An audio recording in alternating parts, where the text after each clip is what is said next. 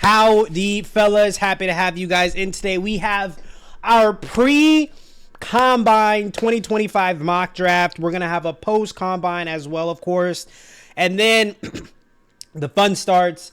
We're going to be getting player workouts. But so I don't know if you guys know, I do player evals. Go ahead, look at my channel. I have multiple of these guys I've already done player breakdowns on. So go ahead and tune into those and check them out. So I want to do something awesome that I haven't done yet in any of my mock drafts. It's I want to revolutionize the Tennessee Titans. I want to change the Titans culture with this number one pick because I keep seeing the Daniel Jeremiahs. I keep seeing everyone saying Abdul Carter to where it's like, okay, let's truly anticipate a trade. I know we're getting things with the Jets. We're getting things with the Raiders. And the thing is, the Giants. This is the team that I'm actually thinking about because Brian Daboll and the GM, they're gone, dude. If they don't figure this out immediately, they're gone. Or even if what they can do is, if they can bring some Jaden Daniels life into New York, something like, even if it's marketable, like Danny DeVito, the Italian, if it can be super marketable, and the offense is awesome, and the defense I feel like is okay enough, especially the front seven, to where they can help a young quarterback. I think we got to get a trade for the Tennessee Titans to get out. I have some notes on where I'm going for some particular teams. I do know that there are going to be a few of y'all that are going to be pissed off at me. I get it. I understand. I know the Raiders, y'all are going to be mad at me.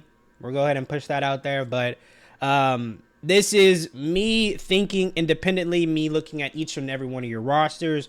I'm looking to the Daniel Jeremiahs, to the Mel Kipers, the higher minds. A few of y'all's picks, a few of y'all's teams, y'all said, hey, Miles, last time you went here, actually we're looking for this. I made adjustments there as well. So I'll at least be able to explain everything. But let's see who is going to give the best offer. That's how we'll have to do it for the Titans. I don't really want to force anything, but who is going to have the best offer, or the first offer, I guess. Second, best as in highest. So this is the best spot for the Tennessee Titans, right? So if they can somehow get out of that number one spot, which is what they want to do, collect some collateral to go back a few picks, and even going back a few picks, you're still able to get a quarterback or Travis Hunter, or depending what the Browns do, like you could still get a star in the league, or that's going to be a star in the league. So right here off bat, I think the desperation of the Giants, this is probably very, very more possible than people are giving notion to or room to, for the Giants to kind of sit and wait to see if the Raiders aren't going to jump up to that number one spot and go get that Titans and go get a Shador, and then right after the New York Jets don't go up and get that Cleveland Browns spot and go and get a quarterback. You don't know. And I think the Giants are in an unfortunate situation as a head coach and a GM that you can't play it easy. Like, you can get rid of the future picks because you might not be there to even hold those picks accountable. So I like this. And I think what the price would be is, of course, you're going to give up your number 3 spot. You're going to give up your next first round spot. You're going to have to give up a second round spot. And then I would say you're going to give up a third rounder for next year, not a second rounder for next year. I would say a third rounder. This is what I would say to get the number 1 overall spot. The Tennessee Titans, I think they're going to be getting multiple calls, and this is going to be the price. And people are saying, and this is where things get kind of annoying, and we'll go ahead and get to the part where, the draft pick is going to get made. But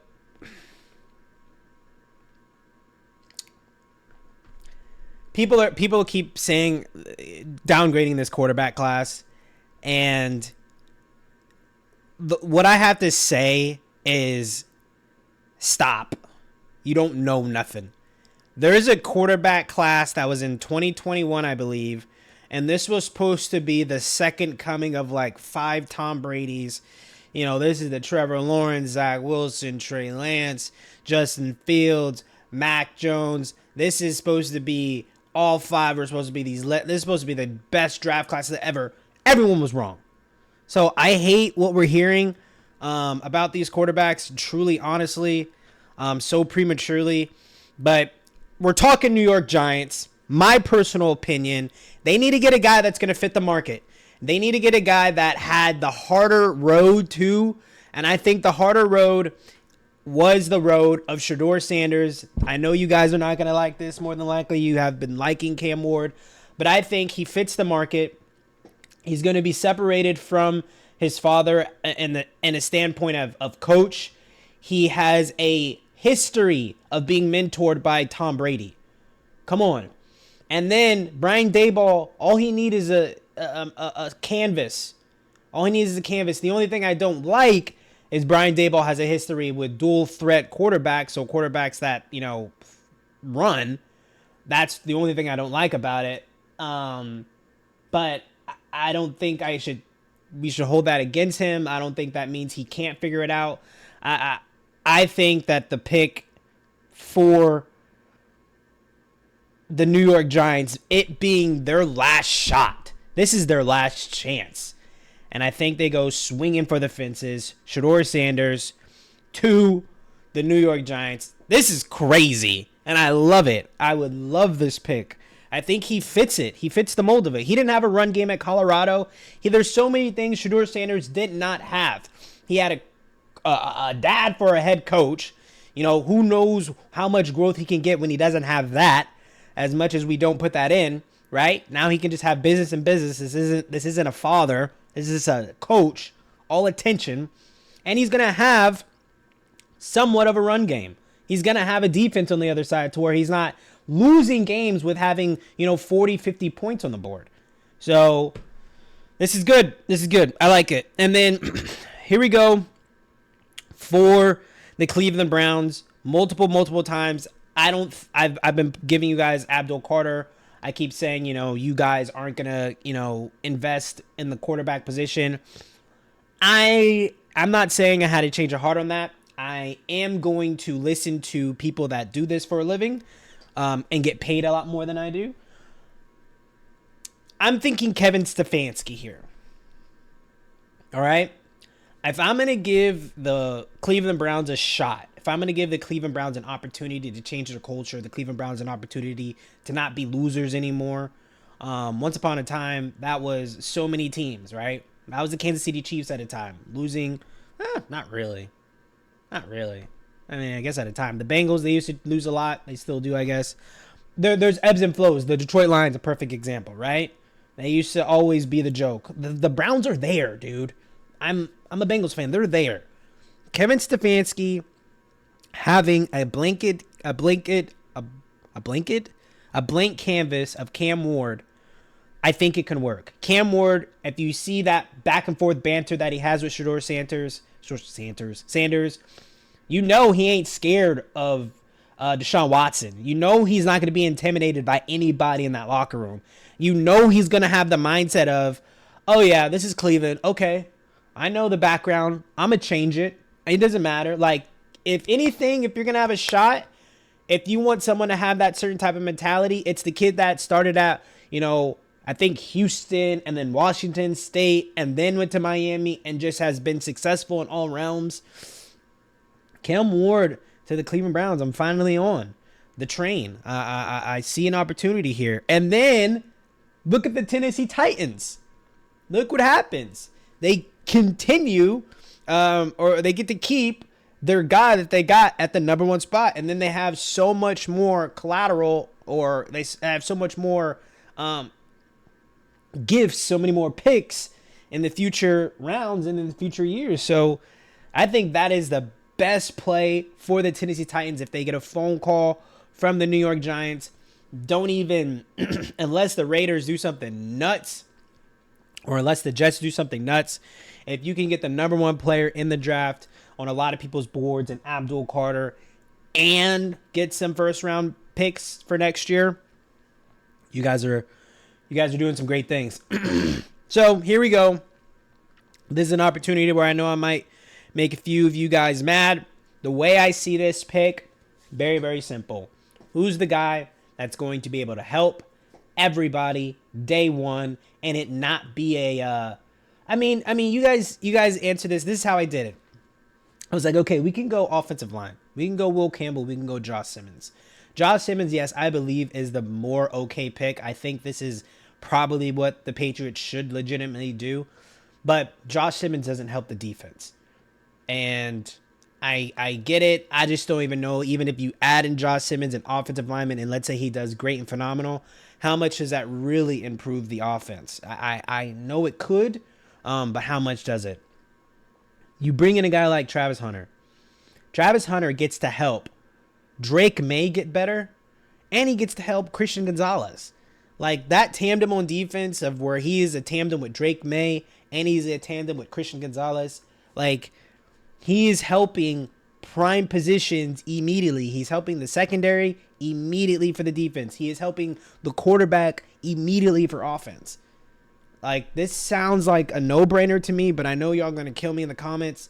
But I like Travis Hunter, and he's the football kid. Like he's all ball. He's Patriots through and through. And I don't want you guys to think his image or the school that he comes from, which, you know, he played at Colorado, cold weather, right? So he's a tough kid. He won the Heisman.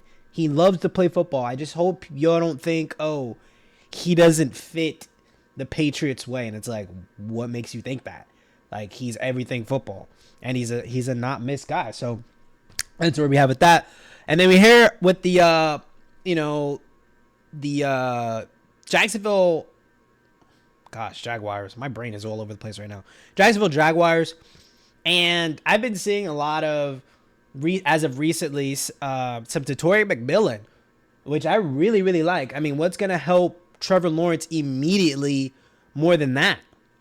I wouldn't say Trevor Lawrence is on the hot seat. I wouldn't say anything negative necessarily about Trevor Lawrence. You know, we'll see what's to come. But I will say that Mac Jones is his backup. There's been craziest stories. There's always some type of crazy story. He needs to get things right. But with that being said, I'm going to keep things consistent. There is going to be a time where I might do this for you guys, where we might have to look at it. Having Brian Thomas Jr. and Tatori McMillan and Trevor Lawrence having two legitimate weapons on offense now.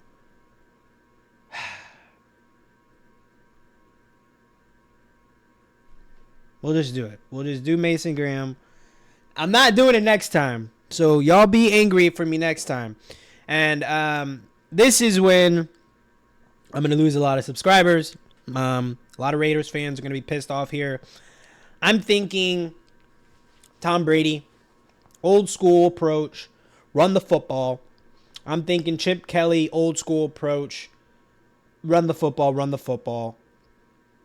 What makes more sense than Ashton Genty to the Las Vegas Raiders when we think about the kid has everything? We've seen with Jahmyr Gibbs, with what's happening in Detroit, what we see in Atlanta with Bijan.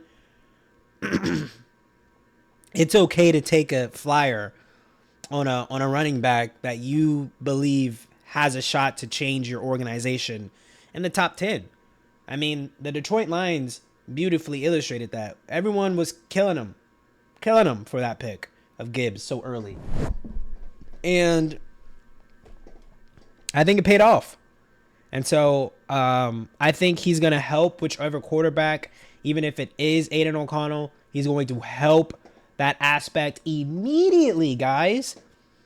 Play action, that's going to help Aiden O'Connell, period. Play action is going to help any and every quarterback, right? Ashton Genty is going to be able to get those tough, nasty yards. And he's going to be able to break the big ones. This is going to be perfect for you guys. Ashton Genty to the Las Vegas Raiders. I love it. Now here, I've been seeing things of, I think Daniel Jeremiah had Tyler Warren. I'm like, no, I don't like that at all. I've been doing this player pretty consistently, and I think we're going to stay here with this player. One thing that I've remembered is that Jermaine Johnson's going to be back. I was thinking Mike Green. I was thinking even getting somebody within the interior. But I love the idea of reassuring the secondary, especially having Josh Allen, especially having, the final boss is going to be Patrick Mahomes for the AFC. So I've been seeing this consistently before the last few weeks. But Will Johnson, I just think getting the best player available, which I think at this point in time it is going to be Will Johnson, in my personal opinion, as a corner, as a important of a position that is, and then you link him up with Sauce Gardner, and now we're lit. And now this is where I have done a new adjustment.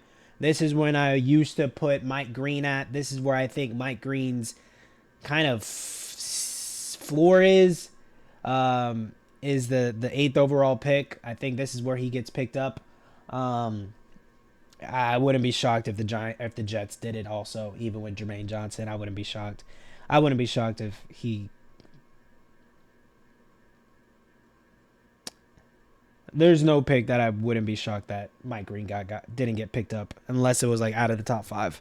But what we're gonna do here is we're gonna help out one of my favorite quarterbacks in the league to get a legitimate weapon. And the reason why I want to do this is because Tatoria McMillan has a history of being able to play scramble ball. He has a lot of scramble ball at Arizona. A good chunk of his yards is him on Mayday, scramble ball, him and his quarterback, who his quarterback is like 5'10", a 5'10" quarterback, a very short quarterback at Arizona. And so he has history with playing with a shorter quarterback. And people might think that like that doesn't mean anything, but I think Tatoria McMillan knows and understands the anticipation of shorter quarterbacks, knows and understands the trajectory of their balls, how they like to get them high. And shorter quarterbacks, their placement is what makes them poised and perfect. So I like this. I know it says D-line. I know it says DB. This is my play. I want to help out Bryce Young immediately right now. We don't know what's going to happen with Jonathan Brooks in the run game. So happily paid Chuba Hubbard and that he's doing great things. Tatoria McMillan, get ready to do great things for the offense immediately. And now here we go. This one right here, last time I gave you guys Luther Burden, and this is where we have the discussion of you guys putting me on. I did discuss, though, in that video of going defense. Also, I think I was thinking James Pierce Jr. at that point in time, but all these claims and all these reports of him being a bad dude. Like, they're saying, like, this guy is, like, a nuisance for the locker room. I'm not going to do that for you guys. I have a different place for Mr. James Pierce Jr. But what I am going to do for you guys is I'm going to get you guys a defensive. My favorite. Is he my favorite?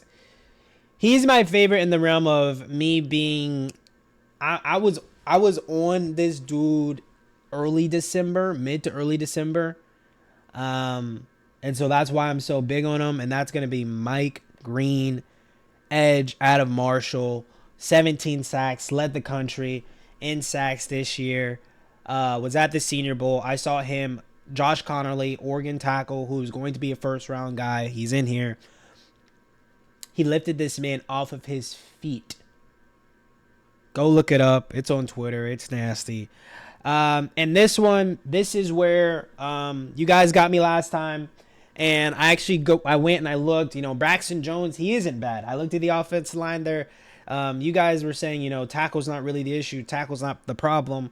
I get it. I understand. But I'm going to stay true to this because this is where I'm going to get emotional in the game of football. And this is where I'm going to stand 10 toes on my evaluations on players. Even though y'all aren't going to like it, even though I'm going to get dislikes, I get it. I love Caleb Williams as a Sooner fan. And I believe the best player for him is going to be none other than, nope, Josh Simmons. And look, Josh Simmons has a right tackle snap, I think, when he was a freshman, or maybe right guard, something like that. I think he, in his early years, I mean, can we see it? Let's see it. Yeah, so right tackle. He has a right tackle history, so he can get there, man. You know, he's going to help Caleb Williams and this offense. I got so much pushback from that last time, and I'm standing on it. I don't care what y'all say. I don't care. I'm standing on it because I love Caleb Williams. I don't know if I love him more than you love him, but I love him enough to know that we need to protect him, and that is a great way to go about protection. Pause. And for this 49ers pick, this is probably going to be something no one's done before, but I'm looking at it, and there's one player on y'all's team that annoys the hell out of me, and I think he's a nuisance for the locker room. And I think you guys got to get him out because he might be a virus. And he acts like it. And that's Deebo Samuel. And I don't know if y'all know, but he's requested a trade as of late. I say get him out of there. Get something for him. Get him out. He's only a run after catch kind of guy anyways, even though the run after catch is amazing. He can really do big things. I remember in the playoffs, he had that 75-yard touchdown. Like, it's great. It's awesome. He's phenomenal. I'm not taking it away from him, but with the money, with the asking for the trade, with the play on the field, like, it's not worth it. And I'm okay with giving Juwan Jennings more opportunity, but I'm also cool with giving Luther Burden, and I'm ignoring everything y'all have said. I'm ignoring guard, I'm ignoring tackle, I'm ignoring D-line, I'm ignoring all of it. If Brock Purdy, and it looks like he is, there's no reports of him not being the guy. So at the end of the day, go get veterans. Go get a Trace Smith. I don't know. I mean, you guys are broke, I'm pretty sure. I don't know if you guys have any money. Go get someone in free agency to protect the offensive line because y'all are at a Super Bowl reach. Getting young offensive linemen to possibly be good enough to help out Brock Purdy, no. I like getting the young athletes that you know are going to be dogs. And Luther Burden, you go ahead, ship out Deebo Samuel, or when he gets hurt, because you know he always has, because he's so fat, he's going to have some injury. And then the Brandon Ayuk thing, it's like he fell off. Like, where was he doing last year? Like, things were kind of off with him. And so maybe you get a guy with Luther Burden and you find something out better with Juwan Jennings. I like that path a little bit more. And then here for the Dallas Cowboys, I looked at the offensive line. I looked at the safeties. I looked at the tight end. I thought tight end right here for you guys. I thought Tyler Warren. I thought, Tony Romo, Jason Witten. But, I thought that was a little bit try hard. But I think this is a possibility people aren't talking about. I've been thinking about this a little bit more. Tyler Warren to the Dallas Cowboys. This is a kid that's going to help the run game immediately. So you can invest in running back later on. And he's going to help the passing game immediately. And so you guys have a weapon to go along with CD and a weapon that Dak can really, really utilize very well. I'm ignoring everything right now. I'm going crazy. But no, I'm going to stick to the script. Next time, I think I might do this. I might give the Dallas Cowboys Tyler Warren because I think it makes sense. And I think it's something they haven't, a lot of Cowboys fans haven't really discussed and thought about. Tyler Warren is a 6'6" athlete that is going to be a force to be reckoned with in the future. I really do think so. And so I like that. But instead, what did we do? Okay, so we have Tyler Guyton, who played left tackle for you guys.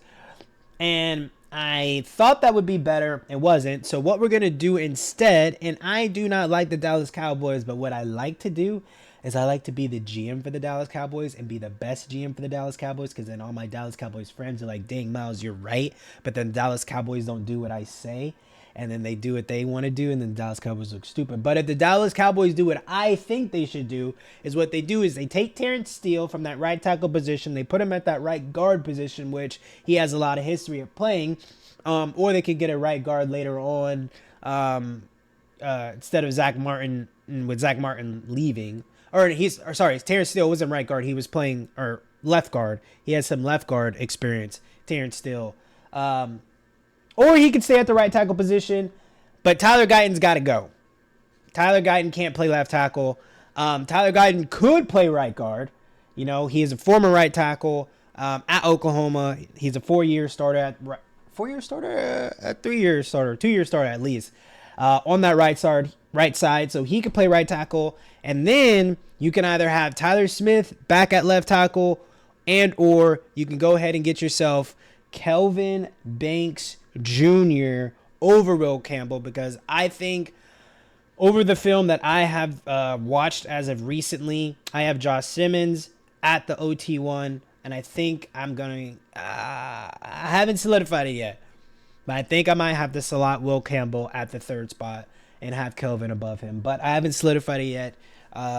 There's a few more games I want to take a look at, but I like Kelvin Banks a lot. And Kelvin Banks, he gets a lot of crap for his first year in the SEC.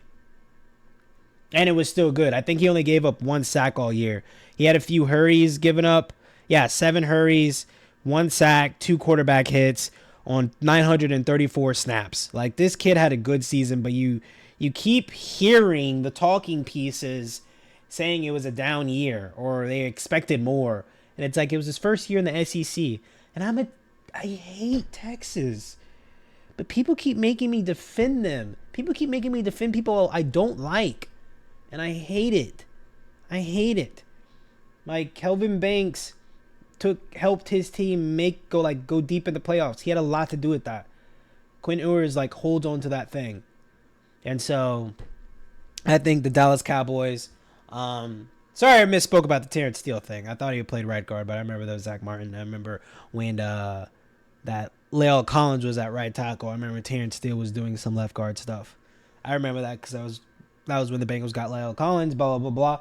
But, yeah, I think that would be perfect. And then going to pick 13, I'm going to speed it up a little bit.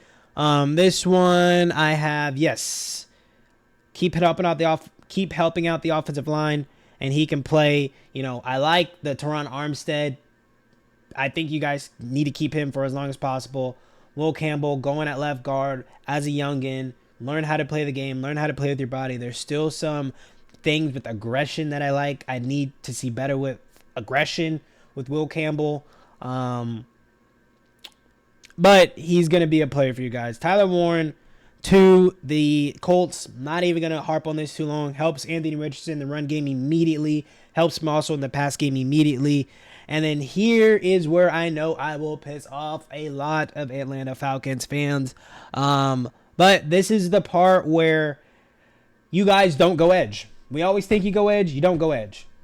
Right? You're not going to go edge. So I think if you guys don't go edge, and this is not anti the dudes that you guys have, Troy Anderson, Caden Ellis, I believe is the other guy.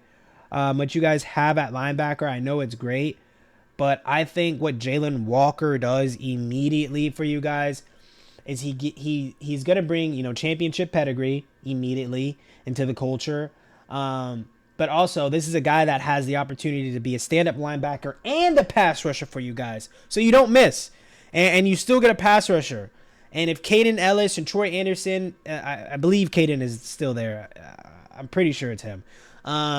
If those are still the linebackers and they're doing great enough, and Jalen Walker is able to kind of play off of them and be a Micah Parsons, that's kind of what he can be, having a pass rushing background.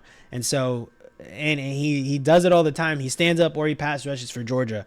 And I think he'll be an absolute menace for you guys. Kenneth Grant to the Arizona Cardinals. I just love this play through and through every single time. Like I said, I think Kyler Murray in the offense is going to be just fine. It's his first year back from the injury. He's going to link up with Marvin Harrison Jr. They're going to get better. They're going to have year 2 ready to rock. Arizona Cardinals might be a team that I actually give high praises to in the very beginning, that they might be a team to fear. Keep stacking up on the defense. You got to start with the defense first. Kyler needs opportunities with the ball. That's how I see Kyler. People, and I know I'm an OU fan, so I'm being biased, but Kyler's a quarterback where he just needs opportunities with the ball, and the stardom's going to come in. It's going to come at some point. And so that's what I think. Now, here for the Cincinnati Bengals, this is my team. We saw with Daniel Jeremiah, he went Jahdae Barron. Not mad at it. I'd be like, okay, but who's going to rush opposite of Trey Hendrickson? Like, this is what we need, especially if hopefully we get a deal done. I'm going to go with the pick that I'm pretty sure is going to happen. Not the Jack Sawyer pick. Not going that way. I'm going to go a different way. If we stay within the trenches, there is no shot that we pass up on Walter Nolan. And this is also a guy that a lot of you guys wanted over Mykel Williams. And I'm not mad at it. I'm not mad at where your guys' head is at on that one for the Bengals fans out there. I appreciate that maturity, really, in a sense of going the, potential specimen freak or getting the sure thing in a Walter Nolan. And I like that for us for sure. And here, this is where another offensive lineman comes off the board for you guys for the, right, this is what I have. No, I do not. I do not have this in my notes. Sorry, guys. This is what I did. Because I know you guys need help in the interior offensive line. And so it was going to be Gray Zabel. However you say his last name. But, and this is a guy that Daniel Jeremiah had went. And I'm not anti this. But I was at the Senior Bowl. And I'm going to be honest. I know what I see and I know what I saw. Gray Zabel is very aggressive. He has an aggression to him. I like a lot of what he did after the whistle. He has a lot of talent. He has fluidity with center and guard. He got pushed around. Okay? With that being said, like he lost reps that I humanized it for me. North Dakota State. That's what I saw a lot of on a few reps. And I'm not saying anything that I hope is like, I'm not saying he ain't a first rounder. He's going to get picked in the first round still. But I like his potential with another team. I think he helps another team out a little bit more. Tyler Booker out of Alabama. I did the film breakdown on him. Go check that out. He moves very well. I think he'll be a great fit for you guys. I think he could do the gap or zone, whatever you guys want to do. I think you guys are more of a gap for the Seattle Seahawks. The best guard, I think, in this draft. You guys get him in day one. Figure out center on another note if that's what y'all want to do. But you guys get a left guard immediately that's going to be able to give competition and going to help the running game immediately. And then this is where I'm going to make a few Buccaneers fans probably upset because this is where I use my imagination a little bit. I think you guys are just a couple of football players away anywhere of getting making that next jump, making that next leap. And so I think you guys are about to get a steal. I can't remember who it was, but one of the safeties you guys have, he was like drafted in 2013, 2016. Jordan Whitehead, I think. Yeah, it's Jordan Whitehead, 2016 draft. Older guy. He signed a 2-year extension. I know you guys have Antoine Winfield, who is a free safety. And look, this kid, Malachi Starks, he's so freaking good. You guys can put him anywhere in the box. He could be the strong safety. This is an absolute steal that you guys are going to be getting for that defense. You can put him absolutely anywhere on that defense, and he's going to be helping Baker. Baker's another guy, bro. Baker's another dude. He just needs opportunities, man. I'm an OU fan. I'm sorry. All right. Yeah, sorry. I'll say it. I'll chill. I got to chill. Now, this is where things are going to get shaken up. I'm in the belief of Bo Nix can be a problem, or he has a better bid for, beating out the Brock Purdy's of the world because he has better athleticism. And I think he has a little bit better of an arm than a Brock Purdy, but the nature of the fact is going to be for a Bo Nix, he needs stars around him. He needs athletes around him in every position, every spot. And I really like, and I'm stealing this from Daniel Jeremiah, and I like it because Colston Loveland out of Denver, Colston Loveland out of Denver, Colston Loveland out of Michigan. This is going to be a guy that they know they can't wait on. This is a guy that has a lot of wiggle to him, a lot of size, and he is going to be able to help Bo Nix. You know, Bo Nix has a history with Terrence Ferguson, who's also a big target, so he also knows and has a relationship with big targets at that tight end position, athletic targets at that tight end position, to where even if they don't go it here, maybe the Denver Broncos go back with Terrence Ferguson later on. They went Troy Franklin, right? I think the Denver Broncos have Troy Franklin, so they linked up Oregon players at one point, so maybe they'll do it again. And then here we go. What do I have for the Steelers? Okay, yes, Steelers. I think whoever is going to play quarterback, whether it be Justin Fields, whether it be Russell Wilson, whether it be Jackson Dart, Riley Leonard in the later rounds, I think they're going to be needing a weapon, and I think the mature route is going to be a Mecca Igbuka, and I just think that's going to be the best fit for you guys. I do like Matthew Golden a little bit better schematically for you guys because of the speed, and I think he'll open up a lot more for you guys, but I think you guys need the sure thing with the maturity with a Mecca. You guys can't miss on that agenda. Okay, and then here we go. For the Okay, so for the Los Angeles Chargers, what Daniel Jeremiah did for you guys is he gave y'all a running back. He gave y'all Omarion Hampton. I have done a cut up on Omarion Hampton on a particular game. I need to see a little bit more on him first. And this is me. This is my opinion. This is me doing film breakdowns. I did a film breakdown on Caleb Johnson. And if you guys want a running back, look no further. If you want a running back and you can't get Genty, Caleb. And this is a guy that loves Cam Scatterboo. I love Devin Neal. I've been talking both of them up like crazy. Caleb. Simple. And this is this is probably one of my more confident picks. And we're going to ignore PFF, and this is going to look bad, blah, blah, blah. But if running back is the need, I think J.K. Dobbins is y'all's guy still. Running back is the need, and if firepower at the running back position is what you guys want and need, Caleb Johnson is going to exploit that for you guys immediately. And I love that pick. And then right here, this is where my boy Matthew Golden gets off the board.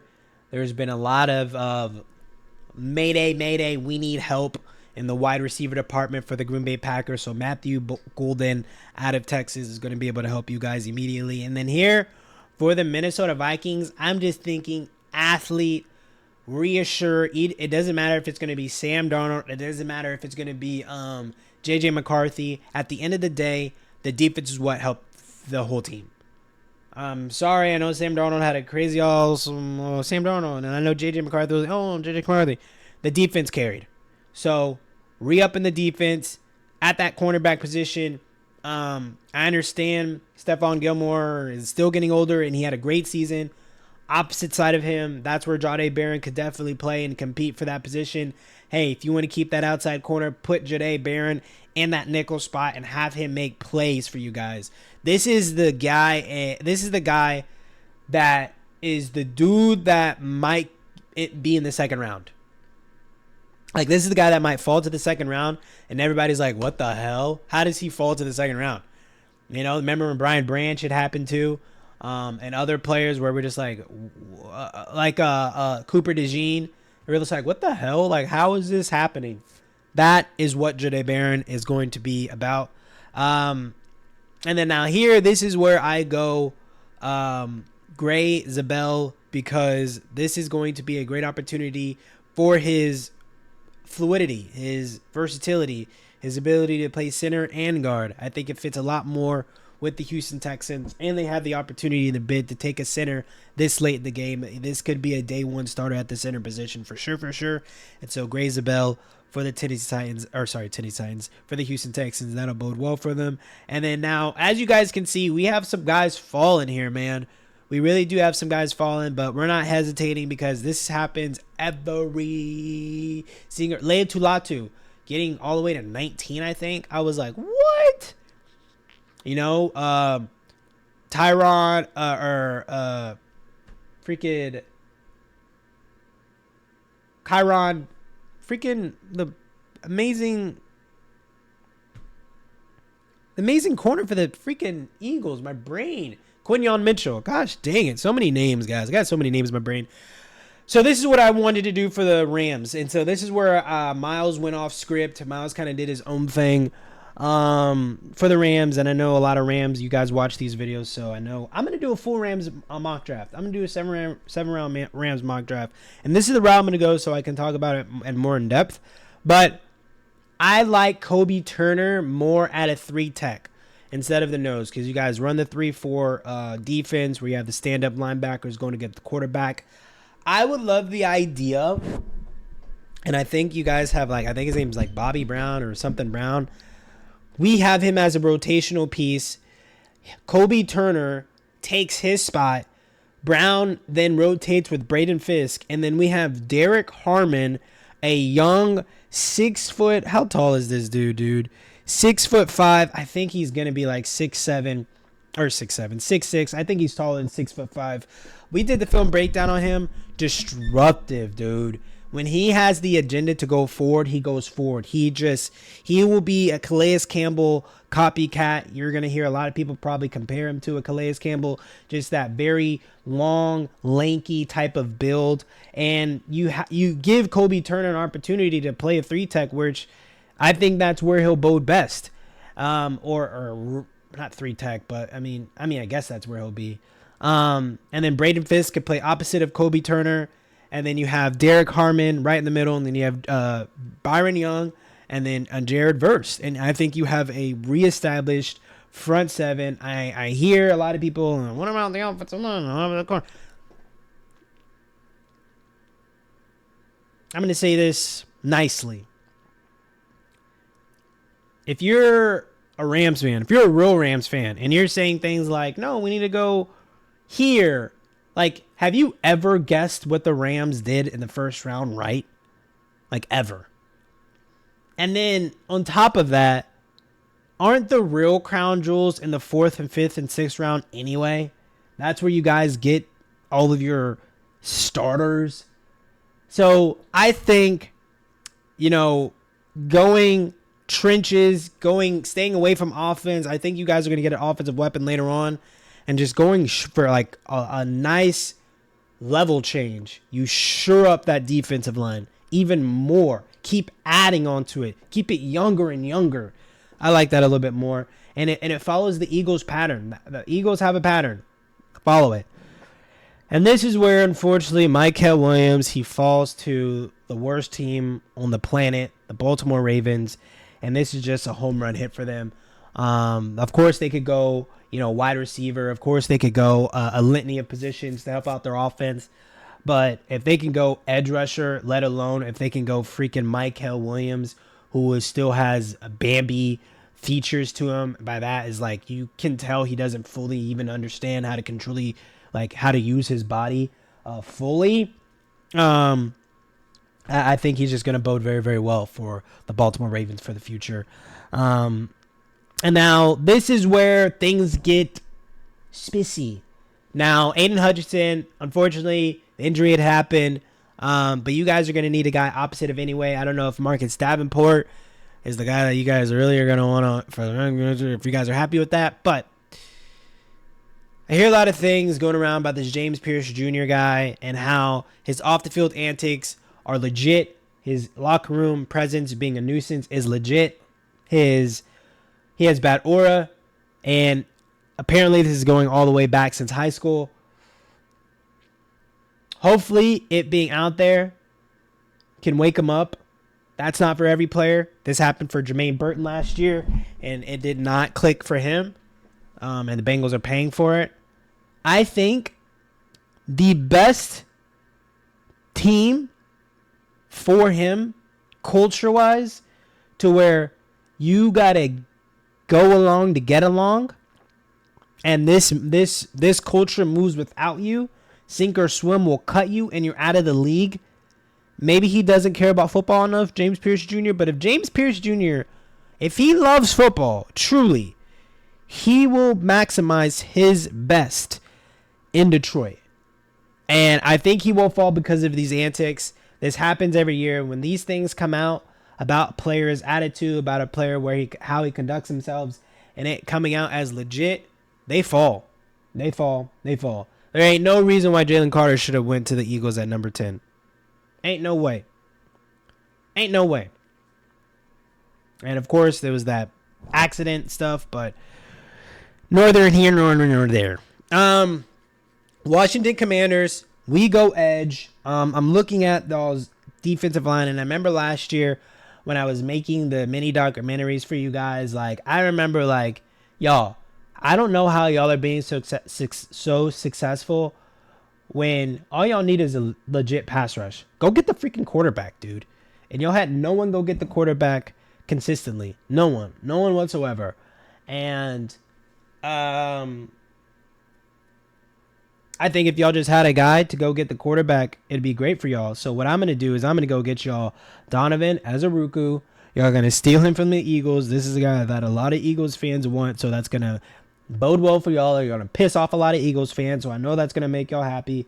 But even more, y'all are going to have the ACC Defensive Player of the Year. This guy led the ACC in sacks. I think he was at 16.5? It says 14, but I checked today. It was 16.5. I did the video breakdown on him. It says 14, but it was 16.5 sacks. ACC Defensive Player of the Year. Did a lot of great things at the Senior Bowl, so that was really fun to watch him. Buffalo Bills.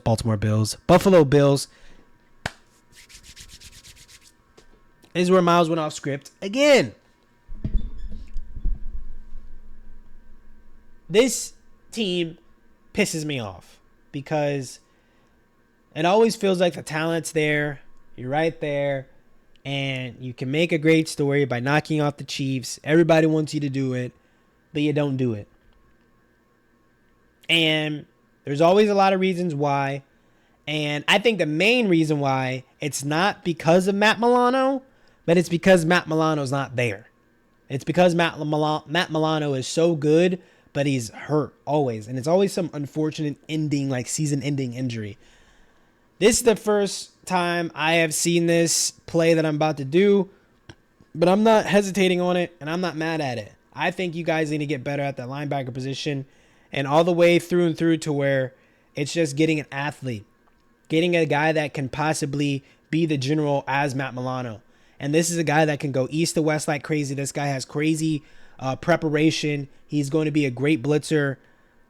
This guy is my favorite linebacker, and it's going to be Demetrius Knight out of South Carolina. If you don't know, now you know. Go look him up. I think this is going to help the Buffalo Bills, and I think this might be a BPA as well, best player available, right? Even though he's a linebacker. And if you think about the best teams that are, in the freaking championships, you have a Zach Bond who is like the best linebacker in the league. You got to figure out your linebacker positions. I got this perspective from you guys, y'all. I remember someone told me, hey, no, the linebacker position matters. And then Josh Connerly to the Chiefs. This is going to be something that you see through and through, just shoring up that offensive line. That's what Patrick Mahomes needs. He just needs more time, more efficiency. And then this is where I get the Toledo boys back together again within the trenches. Darius Alexander. The Philadelphia Eagles need and love their defensive line. They want to get an edge rusher. I go get Quinyon Mitchell's homeboy out of Toledo and Darius Alexander. I did a film breakdown on him. He was absolutely phenomenal at the Senior Bowl.